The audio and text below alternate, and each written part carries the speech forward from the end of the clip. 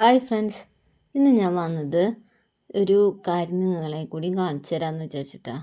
ഞാനിത് കണ്ടില്ലേ ഇത് ചെമ്പരത്തി നമ്മൾ സാധാരണ കുഴിച്ചിടുക കൊമ്പ് മുറിച്ചിട്ടല്ലേ.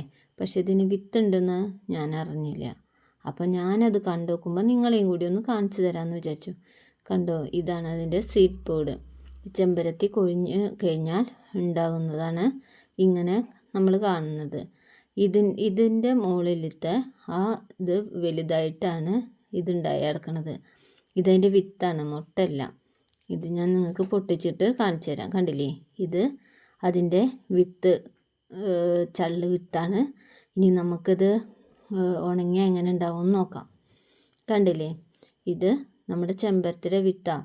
ചിലവരെല്ലാവരും കണ്ടുണ്ടാവും കേട്ടോ, ഞാൻ കാണാത്തവർക്ക് വേണ്ടിയിട്ട് കാണിച്ചു തരികയാണ്. കണ്ടില്ലേ, ഇത് ചെമ്പരത്തിയുടെ വിത്ത്. ഇനി നമുക്കിത് എങ്ങനെ ഉണ്ടെന്ന് അറിയാം. ചെറിയ കുട്ടി കർഷകയ്ക്ക് ഒരു ആഗ്രഹം വിത്ത് കുഴിച്ചിടണമെന്ന്.